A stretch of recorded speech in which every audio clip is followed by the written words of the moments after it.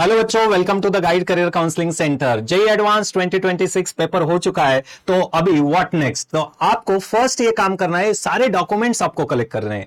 Okay, आपका JEE का score अच्छा है और जेई एडवांस का भी अच्छा ही आने वाला है, तो आपको ये सारे डॉक्यूमेंट्स कलेक्ट करने हैं। एनआईटी प्लस सिस्टम के लिए कौन से डॉक्यूमेंट्स लगने वाले हैं आपको? अगर आपको एनआईटी में, ट्रिपल आईटी में, जीएफटीआई में एडमिशन लेना है, तो आपको डॉक्यूमेंट्स कौन से अपलोड करने रहते हैं, चलो देखते हैं। अभी यहाँ पे फर्स्ट डॉक्यूमेंट है क्लास 10th मार्कशीट और आधार कार्ड और birth certificate for date of birth. ये class 10 marksheet, Aadhaar card, birth certificate के ऊपर नाम आपका प्रॉपर चाहिए, कुछ भी मिस्टेक नहीं चाहिए, और वही नाम सारे डॉक्यूमेंट्स पे चाहिए। डेट ऑफ बर्थ यहाँ पे जो मेंशन है वही, अगर कोई दूसरा डॉक्यूमेंट है उसके ऊपर भी डेट ऑफ बर्थ सेम चाहिए। Class 12th marksheet and certificate upload करना रहता है ओरिजिनल।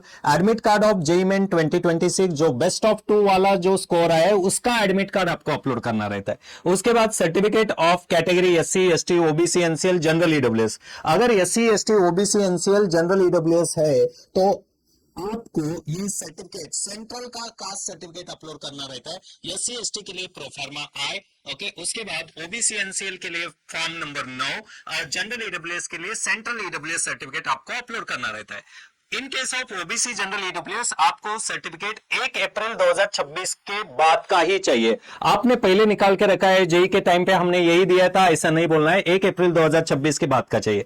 पीडब्ल्यूडी कैंडिडेट हो तो आपका PWD certificate, UDID card. Then अगर आपका डिसेबिलिटी 40% से लेस है तो ओरिजिनल सर्टिफिकेट डिसेबिलिटी का वो भी अपलोड करना रहता है। Cross bank cheque copy, image of passbook with bank account details, ये आपको अपलोड करना रहता है। मेडिकल सर्टिफिकेट जोसा प्रोवाइड करता है उस हिसाब से आपको मेडिकल सर्टिफिकेट अपलोड करना है। OCI certificate, PIO certificate if applicable upload करना रहेगा। पासपोर्ट और citizenship certificate if applicable, right. इतने सारे डॉक्यूमेंट्स आपको अपलोड करने रहते हैं। यहां पे एक नोट है, caste certificate SC ST OBC NCL, अगर आप महाराष्ट्र स्टेट से बिलोंग करते हो तो एससी एसटी ओबीसी एनसीएल का आपको वैलिडिटी भी अपलोड करना रहता है साथ में। स्टेट देखो, सेंट्रल कास्ट सर्टिफिकेट और वैलिडिटी, ऐसे 3 डॉक्यूमेंट आपको अपलोड करने रहते हैं। उसके बाद अगर आपका एसटी कैटेगरी है, तमिलनाडु से बिलोंग करते हो, तो रेवेन्यू डिविजनल ऑफिसर से जो सर्टिफिकेट मिलता है वो अपलोड करना रहता है। और ये सारे डॉक्यूमेंट्स आपके तो हिंदी या इंग्लिश में चाहिए। अगर मराठी में है तो आपको ट्रांसलेटेड कॉपी अपलोड करना है,